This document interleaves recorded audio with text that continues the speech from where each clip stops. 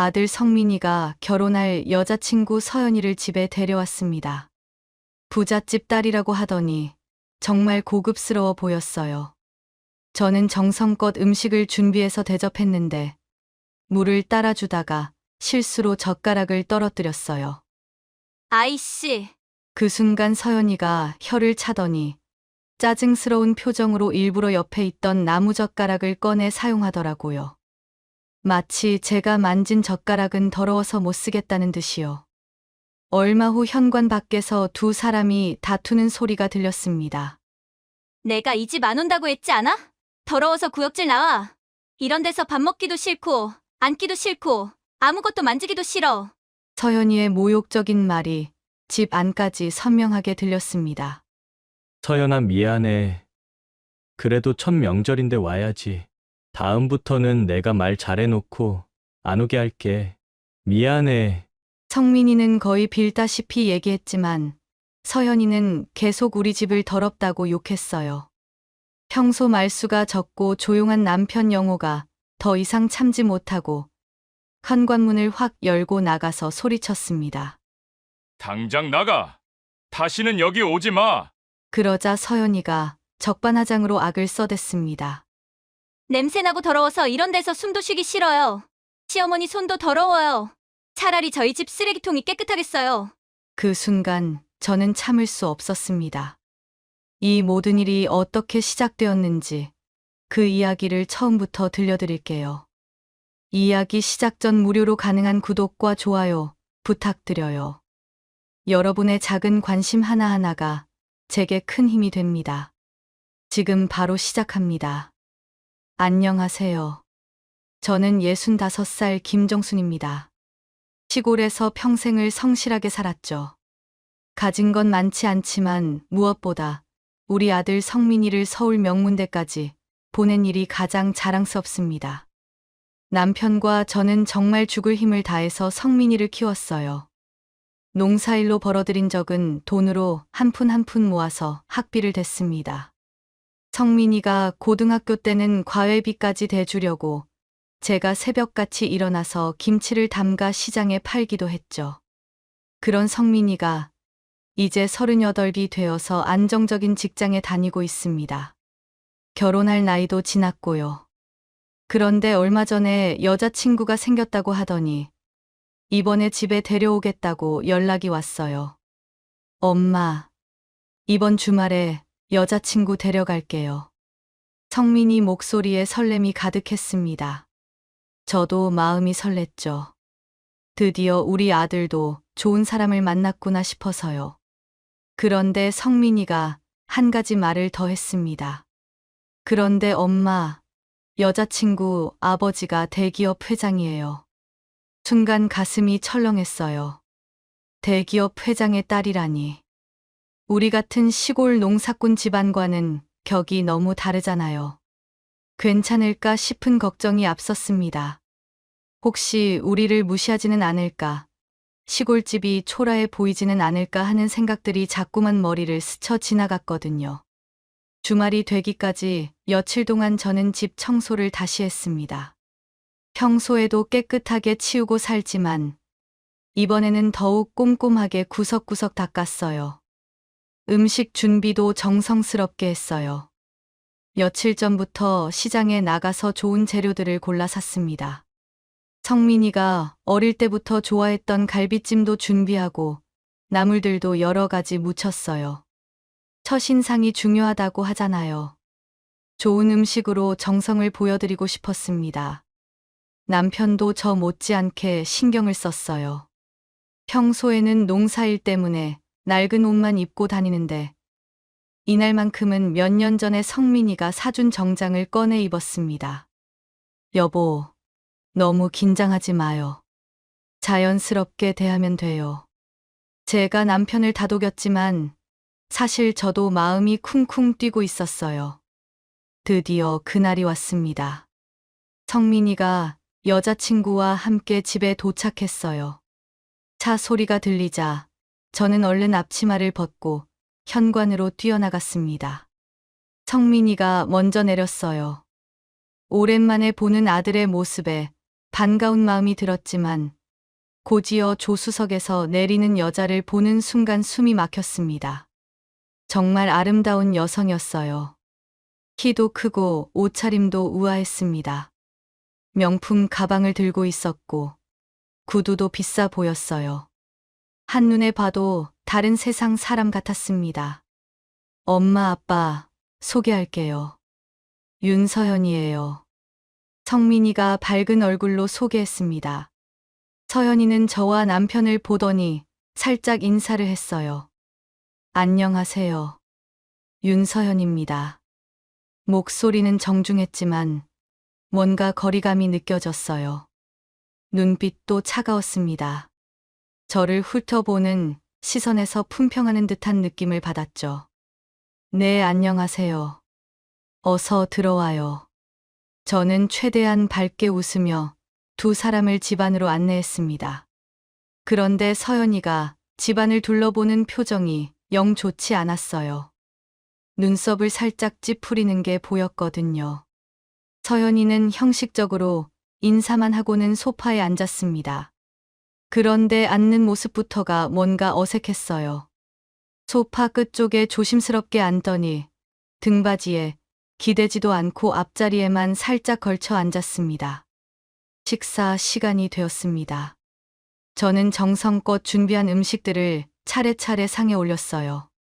갈비찜에서 김이 모락모락 올라오고 간 묻힌 나물들이 싱그러워 보였습니다. 평소보다 훨씬 정성을 들인 상차림이었죠. 어서 먹어요. 많이 부족하지만요. 저는 서연이에게 정중히 말했습니다. 그런데 서연이는 젓가락을 들더니 갈비 한 점을 집어서는 그냥 쳐다만 보는 거예요. 맛있어 보이네요. 말은 그렇게 했지만 표정은 영 아니었어요. 마지못해 한 입 베어 물더니 씹는 것도 억지스러워 보였습니다. 성민이는 그런 분위기를 눈치챘는지 열심히 분위기를 띄우려고 했어요. 엄마가 정말 요리를 잘해. 어릴 때부터 이 갈비찜 먹고 컸거든. 하지만 서연이는 시큰둥한 반응이었습니다. 몇 젓가락 먹더니 그만 젓가락을 놓아 버렸어요. 배가 별로 안 고프네요. 죄송합니다. 그 말을 들으니 마음이 상했습니다. 며칠 전부터 준비한 음식인데 몇 젓가락 안 먹고 내려놓다니. 하지만 첫 만남이니까 이해하려고 했어요. 그때였습니다. 제가 물을 따라주려고 하다가 실수로 젓가락을 바닥에 떨어뜨렸어요. 아이고, 미안하다. 저는 얼른 젓가락을 주워서 씻어오려고 했는데 서현이의 반응이 너무 과했어요. 아이씨. 작은 소리였지만 분명히 들렸습니다. 짜증스러운 표정으로 혀를 차더니 일부러 식탁 옆 선반 위에 있던 나무젓가락을 꺼내서 사용하는 거예요. 마치 제가 가져다 준 숟가락은 더러워서 못 쓰겠다는 듯한 행동이었습니다. 가슴이 찡했어요. 남편도 그 모습을 보고 있었습니다. 평소에 화를 잘 내지 않는 남편인데 그날은 표정이 굳어져 있었어요. 성민이가 얼른 분위기를 바꾸려고 했습니다. 서연아, 젓가락 씻어서 얼른 다시 가져다 줄게. 하지만 서연이는 이미 기분이 상한 듯 했어요. 식사가 끝나갈 때쯤 시계를 보더니 일어섰습니다. 시간이 늦었네요. 이제 그만 가볼게요. 너무 갑작스러웠어요. 밥도 제대로 안 먹고 차도 안 마시고 그냥 가겠다는 거예요. 벌써 가려고 차라도 한 잔 마시고 가. 제가 붙잡으려고 했지만 서연이는 이미 가방을 들고 있었습니다. 다음에 기회가 되면요. 오늘은 정말 급한 일이 있어서요. 거짓말인 게 뻔했어요. 급한 일이 있다면 처음부터 말했을 텐데 갑자기 급한 일이 생겼다니. 성민이도 당황한 표정이었습니다. 서연아, 조금만 더 있다가 가자. 아니야. 정말 가야 해. 서연이는 단호하게 말하고는 현관으로 향했어요. 저는 어쩔 수 없이 배웅을 나갔습니다. 그래, 그럼 조심히 가고 다음에 또 와라. 인사를 했지만 서연이는 형식적으로만 고개를 끄덕일 뿐이었어요. 차에 타기 전까지도 표정이 좋지 않았습니다. 성민이가 미안하다는 표정으로 저를 봤어요. 엄마, 다음에 다시 올게요. 서연이가 오늘은 좀 피곤했나 봐요. 저는 아무렇지 않다는 듯 웃었습니다. 괜찮다. 조심히 가라. 하지만 속으로는 마음이 무거웠어요. 차가 떠나는 소리를 들으며 현관에 서 있는데 가슴이 답답했습니다. 집 안으로 들어가니 남편이 상을 치우고 있었어요. 거의 손대지 않은 음식들을 보니 더욱 서글펐습니다. 여보, 내가 뭔가 잘못한 게 있어? 아니야. 당신 잘못 없어. 그냥 워낙 다른 환경에서 자라서 그런가 봐. 남편이 위로해 주었지만 마음이 편치 않았어요. 첫 만남이 이렇게 어긋날 줄은 몰랐거든요. 그날 밤 잠자리에 누워서도 계속 생각이 났습니다. 서현이의 차가운 시선, 음식을 거부하는 모습, 젓가락이 떨어졌을 때의 반응까지 모든 게 마음에 걸렸어요. 혹시 정말 우리 집이 초라해 보였을까? 음식이 입에 안 맞았을까? 여러 가지 생각이 머릿속을 맴돌았습니다. 다음 날 성민이한테서 전화가 왔어요. 엄마, 어제는 죄송했어요. 서현이가 평소에 예민한 편이거든요. 성민이가 변명하듯 말했지만 저는 더욱 걱정이 되었어요. 이런 상태로 결혼까지 갈 수 있을까 싶었거든요. 성민아, 너만 좋으면 엄마는 괜찮다. 하지만 서로 맞는 게 중요하지 않겠니? 네. 엄마, 걱정 마세요. 시간이 지나면 나아질 거예요.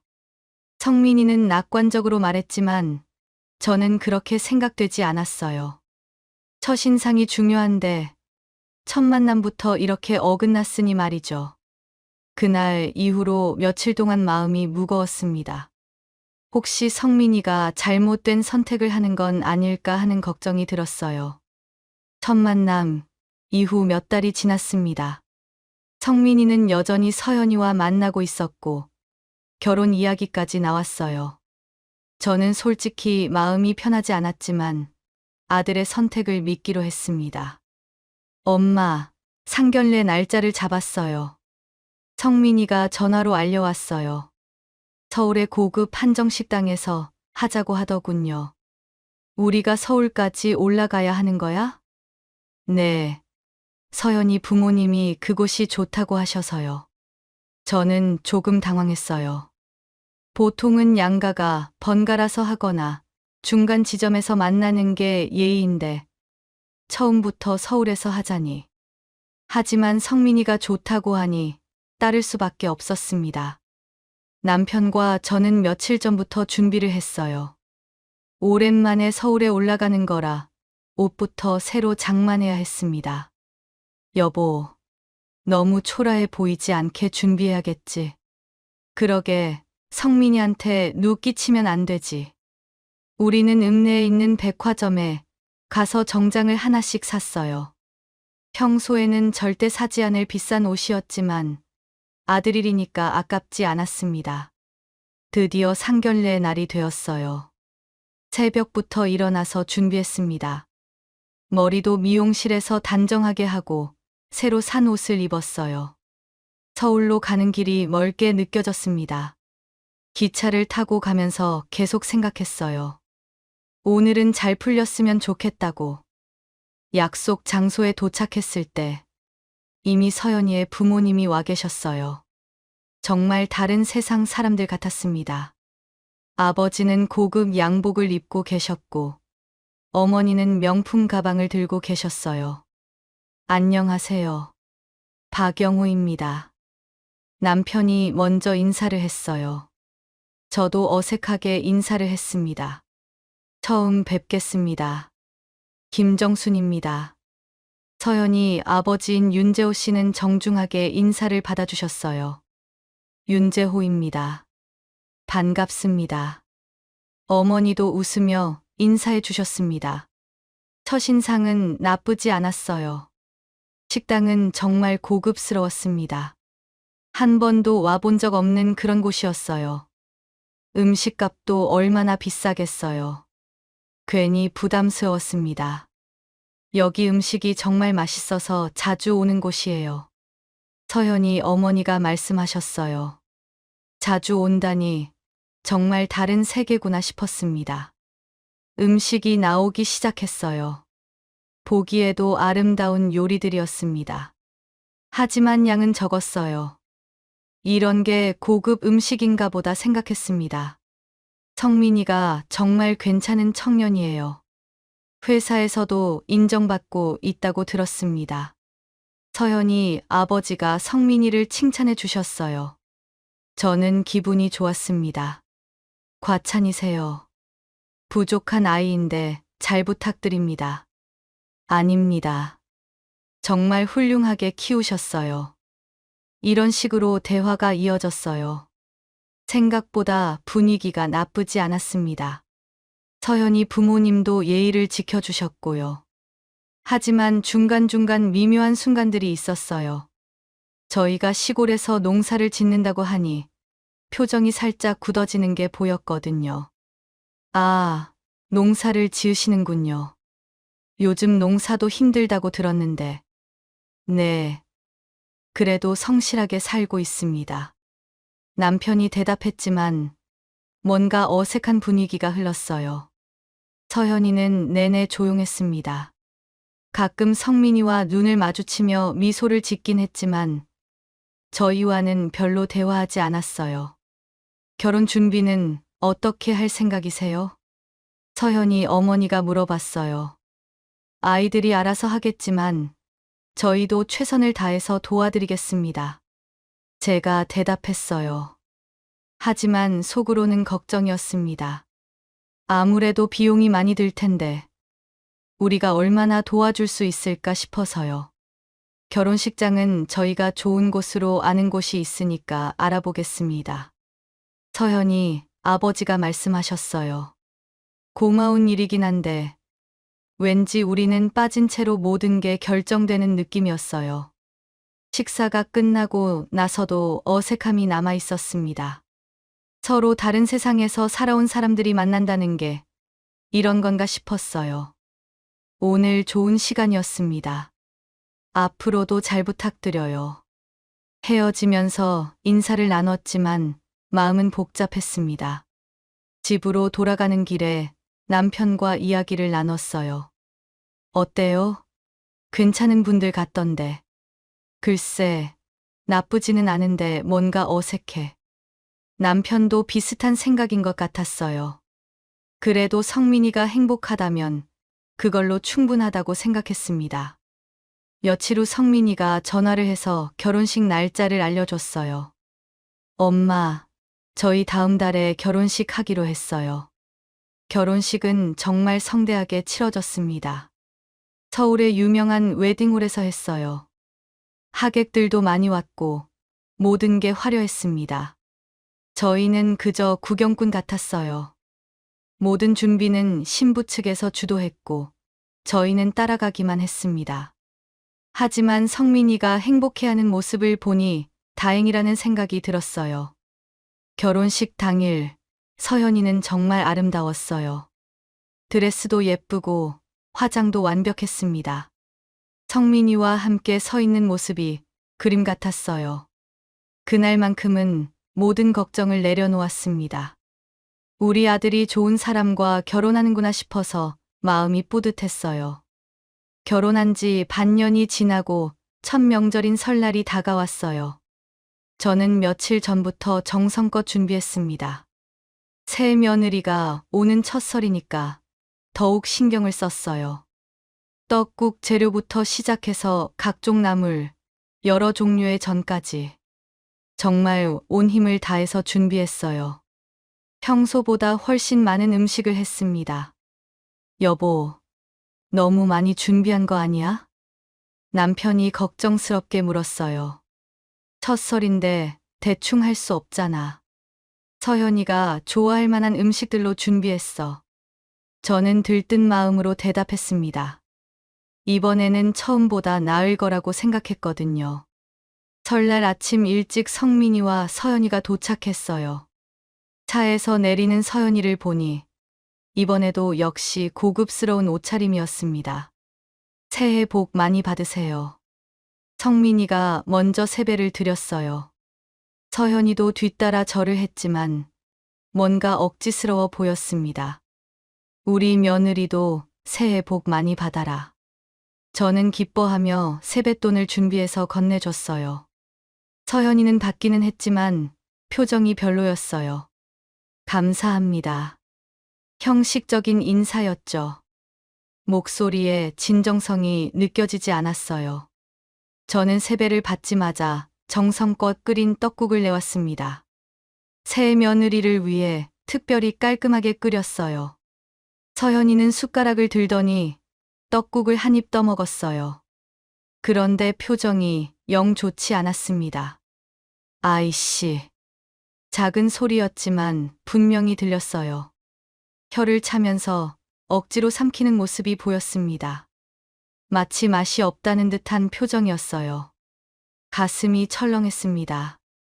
정성껏 준비한 음식인데 이런 반응이라니.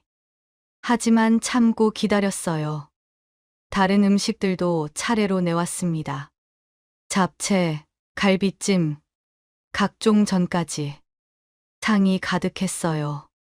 다들 많이 먹어요. 하지만 서연이는 젓가락질을 몇 번 하더니 거의 먹지 않았어요. 억지로 몇 입 넣고는 그만두는 거였습니다. 성민이가 눈치를 채고 분위기를 바꿔보려고 했어요. 엄마가 정말 정성껏 준비하셨는데 맛있지? 네, 맛있네요. 서현이는 대답했지만 전혀 그런 것 같지 않았어요. 오히려 빨리 끝났으면 좋겠다는 표정이었습니다. 식사가 끝나고 저는 거실 소파로 안내했어요. 소파에 앉아서 편히 쉬세요. 그런데 서연이의 반응이 이상했어요. 소파를 보더니 망설이는 거였습니다. 아니에요. 바닥에 앉을게요. 왜요? 소파가 더 편할 텐데. 괜찮아요. 바닥이 좋아요. 서연이는 단호하게 말하고는 자신이 입고 온 고급 자켓을 벗어서 바닥에 깔았어요. 그리고 그 위에 조심스럽게 앉았습니다. 순간 모든 게 이해됐어요. 우리 소파가 더럽다고 생각하는 거였습니다. 마치 더러운 곳에 앉는 것처럼 자켓까지 깔고 앉다니. 가슴이 뜨겁게 달아올랐어요. 모욕감이 물밀듯이 밀려왔습니다. 하지만 참았어요. 첫 명절이니까 좋게 좋게 넘어가야 한다고 생각했거든요. 남편도 그 모습을 보고 있었어요. 평소에 화를 잘 내지 않는 남편인데 그날은 얼굴이 굳어져 있었습니다. 성민이는 행동이 이상하다는 걸 눈치채지 못하는 것 같았어요. 아니면 못 본 척하는 건지. TV라도 볼까요? 성민이가 어색한 분위기를 바꿔보려고 했지만 이미 분위기는 싸늘해져 있었어요. 서연이는 자켓 위에 앉은 채로 시계를 자꾸 보고 있었습니다.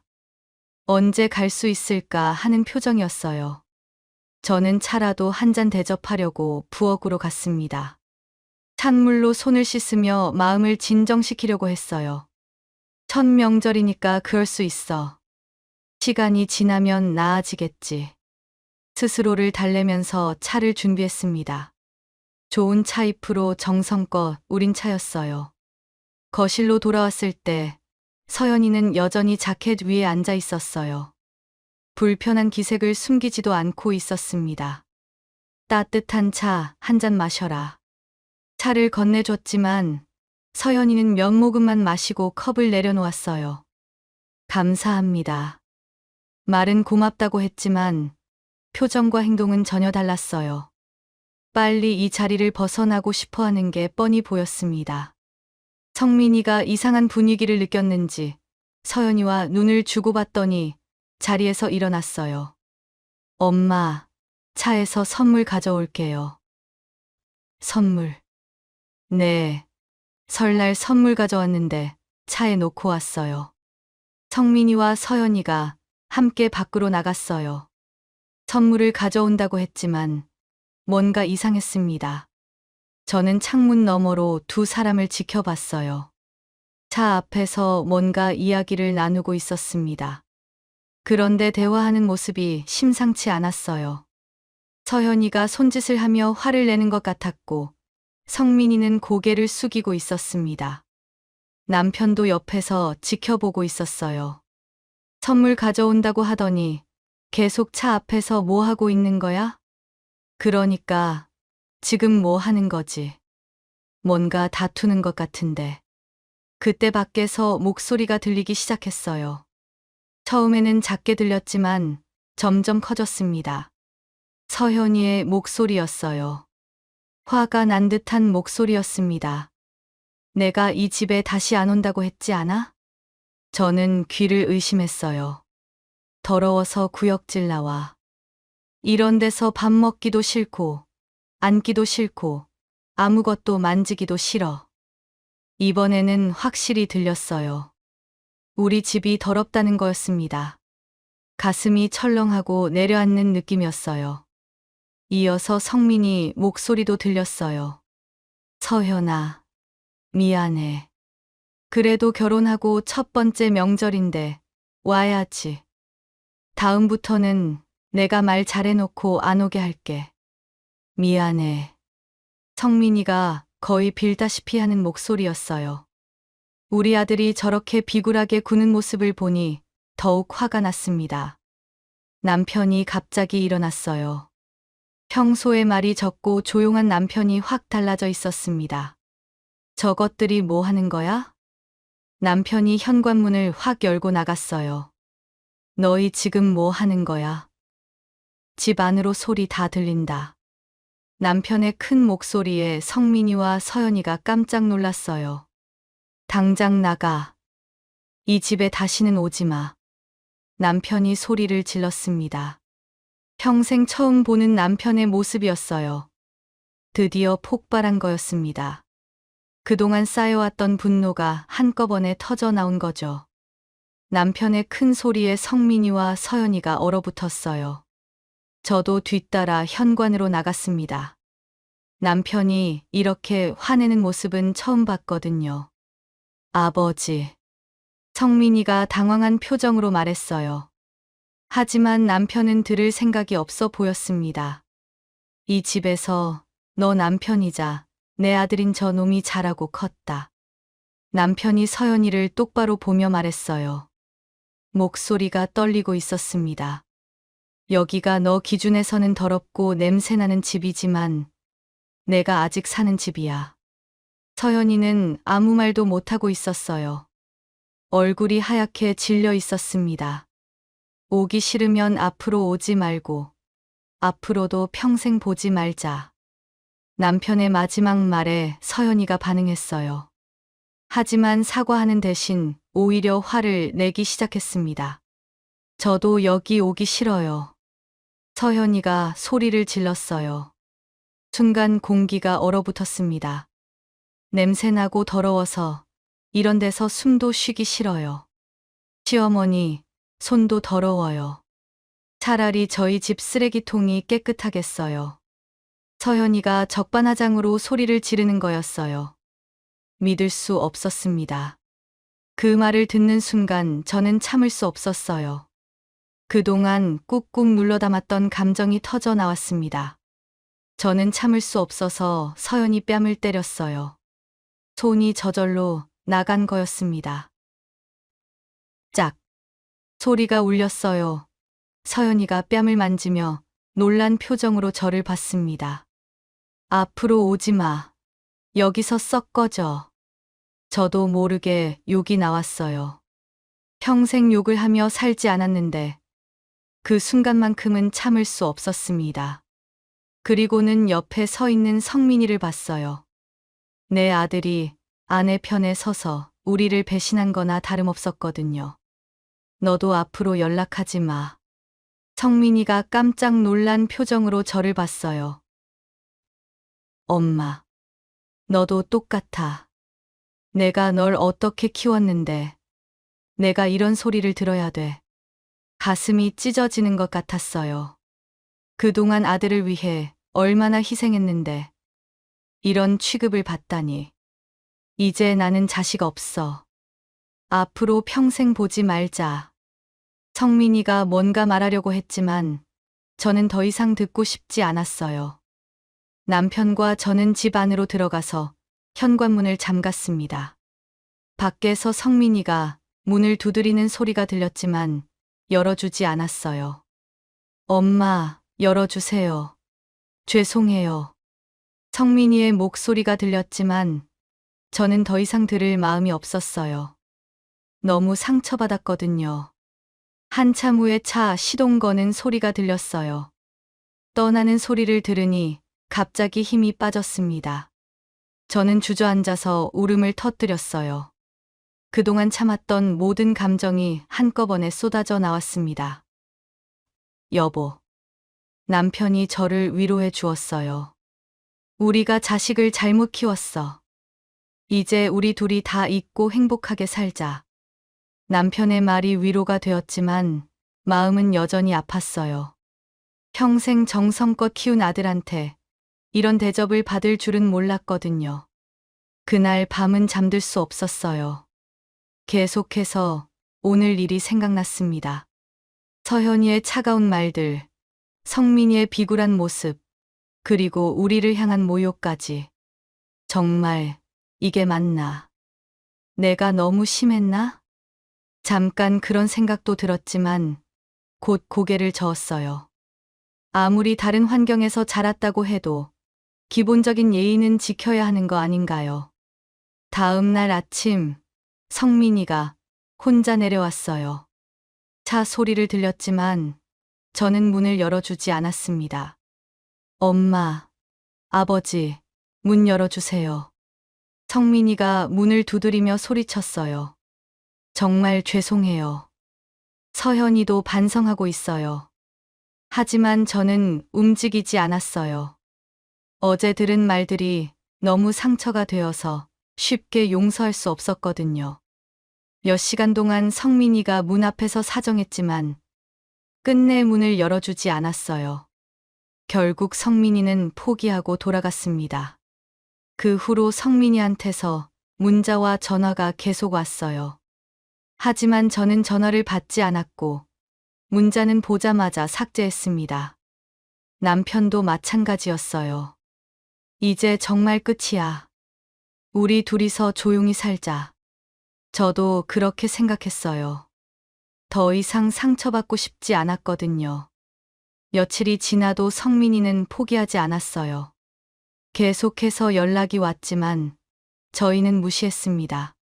시간이 지나면 포기하겠지.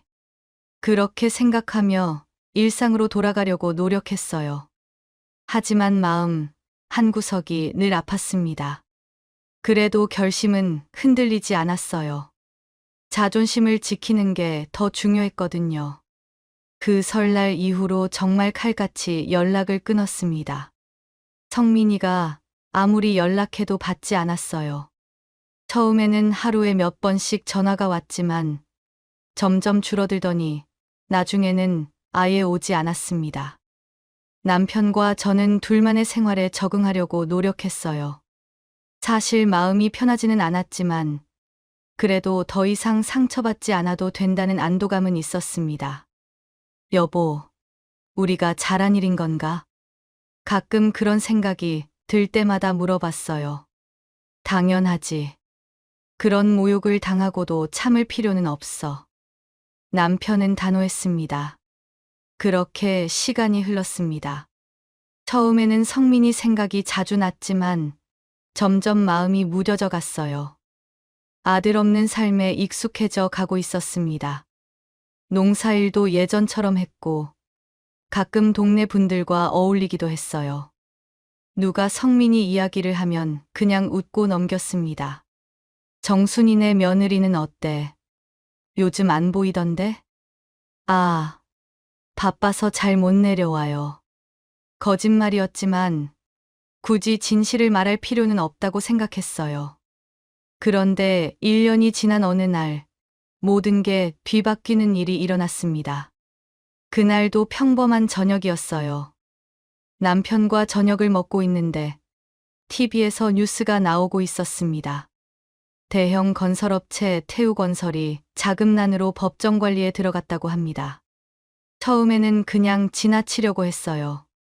그런데 화면에 나온 회사 이름이 익숙했습니다. 여보, 저 회사 이름 어디서 들어본 것 같은데? 글쎄, 나도 그런 것 같은데. 그때 갑자기 기억이 났어요. 서현이 아버지 회사였습니다. 상견례 때 들었던 회사 이름이었어요. 여보, 저 회사 서현이 아버지 회사 아니야? 맞다. 태우건설. 저희는 깜짝 놀랐어요. 그 큰 회사가 망했다니. 뉴스를 자세히 들어보니 상황이 심각했어요. 무리한 투자로 인한 자금난이 겹쳐서 회사가 부도가 났다는 거였습니다. 임원들의 재산도 모두 압류될 예정이라고 합니다. 뉴스를 듣는 순간 가슴이 철렁했어요. 그때 전화벨이 울렸습니다. 성민이 전화였어요. 1년 만에 오는 전화였습니다. 저는 받을까 말까 고민했어요. 하지만 뭔가 심상치 않은 느낌이 들어서 받았습니다. 여보세요? 엄마. 성민이 목소리가 떨리고 있었어요. 울고 있는 것 같았습니다. 성민아. 엄마, 큰일 났어요. 역시 예상한 대로였어요. 장인어른 회사가 부도났어요. 그런데 서연이가 이사로 등록되어 있어서. 성민이가 울먹이며 말했어요. 집에 빨간 딱지가 다 붙었어요. 차도 압류당했고 통장도 다 압류됐어요. 그래서 저는 차갑게 물었어요. 걱정스럽긴 했지만 1년 전 일이 아직 생생했거든요. 엄마, 도와주세요. 정말 갈 곳이 없어요. 성민이가 빌듯이 말했어요. 1년 만에 전화와서 하는 말이 도와달라는 말이야. 너희 앞길은 너희가 알아서 사는 거 아니야? 저는 서연이가 했던 말들을 떠올리며 말했어요. 저번에 너희가 우리한테 했던 말 기억 안 나? 엄마, 정말 죄송해요. 서연이도 많이 반성하고 있어요. 반성. 이제 와서 반성이야? 저는 웃음이 나왔어요. 잘 나갈 때는 우리를 무시하더니 어려워지니까 찾아온다는 게. 저번에 우리 집이 더럽다고 했지. 내 손이 더럽다고 했지. 엄마. 그런 더러운 집에서 나온 돈은 어떻게 받을 거야? 저는 서연이가 했던 말을 그대로 돌려줬어요. 성민이가 한참 말이 없더니 훌쩍거리는 소리가 들렸어요. 엄마, 제발. 됐어. 전화 끊어. 저는 그대로 전화를 끊어버렸어요. 남편이 옆에서 지켜보고 있었어요. 잘했어. 이제 와서 도와달라고 전화 온 거지. 말도 안 돼. 남편도 저와 같은 생각이었어요. 다음 날 또 전화가 왔어요. 이번에는 서연이었습니다. 저는 받을까 고민했지만 뭔 소리를 하는지 들어보기로 했어요. 어머니.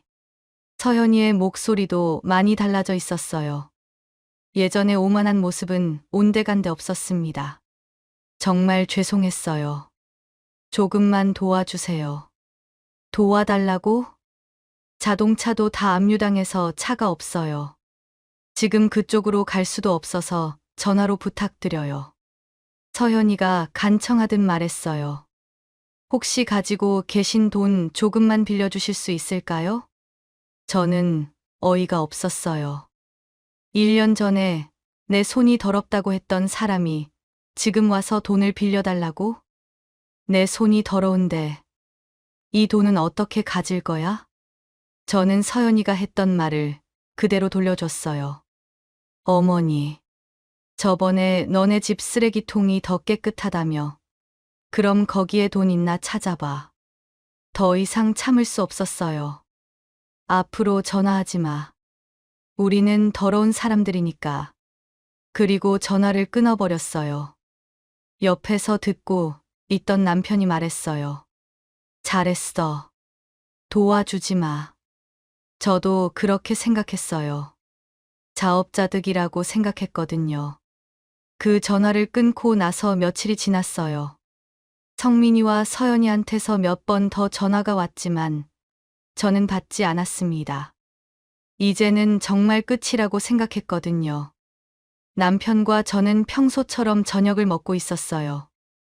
뉴스에서는 계속해서 태우건설 부도 소식이 나오고 있었습니다. 피해 규모가 상당할 것으로 보입니다. 협력업체들도 연쇄 부도 위기에 빠졌습니다. 저는 뉴스를 끄고 싶었어요. 계속 듣고 있으니 마음이 무거워졌거든요. 그때 또 전화벨이 울렸어요. 또 성민이었습니다. 전화 받지 마. 남편이 말렸지만 저는 뭔가 마지막 정리를 해야겠다는 생각이 들었어요. 여보세요? 엄마. 성민이 목소리는 더욱 절망적이었어요. 엄마, 정말 마지막이에요. 한 번만 도와주세요. 마지막? 집에서도 나가라고 해요. 빚 때문에 아무도 도와주지 않아요. 성민이가 울먹이며 말했어요. 친구들도 다 연락 끊었고 회사에서도 눈치 줘요. 정말 절체절명의 상황인 것 같았어요. 그래서 저는 여전히 차갑게 물었어요. 엄마, 우리가 잘못했어요. 정말 잘못했어요. 지금 와서 잘못했다고? 서현이도 매일 후회하고 있어요. 그때 어머니한테 너무 심하게 했다고. 후회. 그때는 왜 안 했어? 저는 조금도 마음이 움직이지 않았어요. 엄마, 저희가 정말 어디 갈 데가 없어요. 엄마, 아니면 안 돼요. 그때 우리한테 뭐라고 했는지 기억 안 나냐? 저는 1년 반 전 그날을 떠올렸어요. 우리 집이 더럽고 냄새난다며 쓰레기통이 더 깨끗하다고 했지. 성민이가 말이 없었어요. 그런 더러운 우리한테 왜 와? 엄마, 그때는 서연이가. 서연이 탓이야. 너는 뭐 했어? 옆에서 그냥 가만히 있었잖아. 저는 성민이에게도 화가 났어요. 아내가 우리를 모욕할 때 말리지도 않았으니까요. 엄마 아빠한테 그렇게 대하고 있는 아내를 말리지도 않고. 엄마, 정말 죄송해요.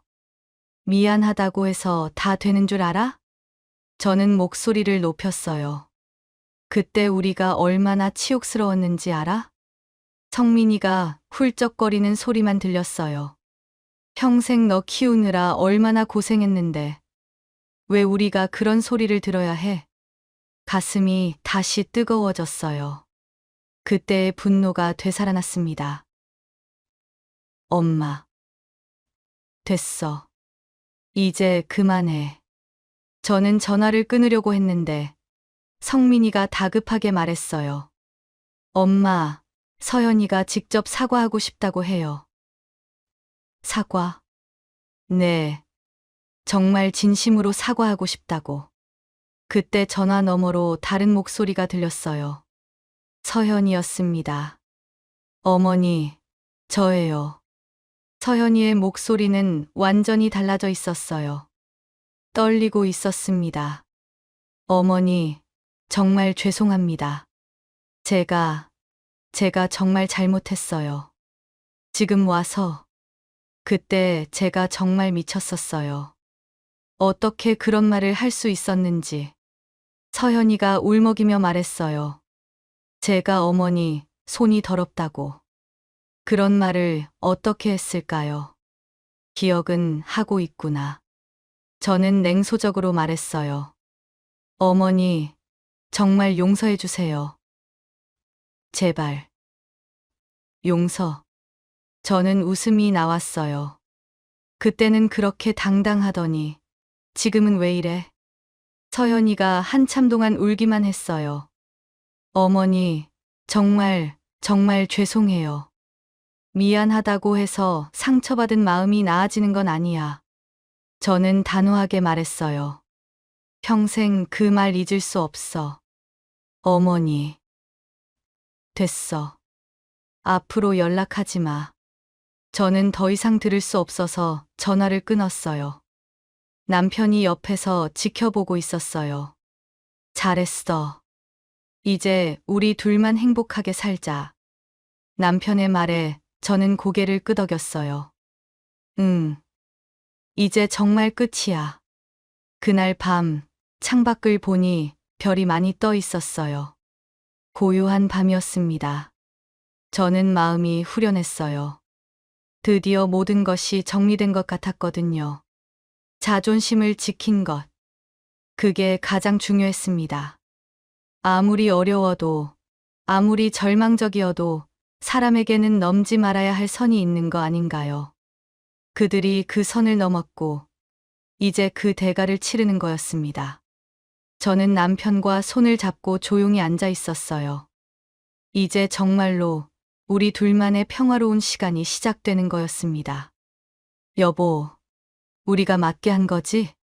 당연하지. 자존심까지 버리면서 살 수는 없잖아. 남편의 말이 옳았어요. 우리는 잘못하지 않았습니다. 단지 자존심을 지켰을 뿐이에요. 그렇게 우리의 이야기는 끝이 났습니다. 사람은 행복할 때의 말과 행동을 책임져야 하는 법입니다. 그들도 이제 그걸 배우게 될 거예요. 지금까지 이야기 들어주셔서 감사합니다. 구독과 좋아요 부탁드려요. 여러분의 작은 관심 하나하나가 제게 큰 힘이 됩니다.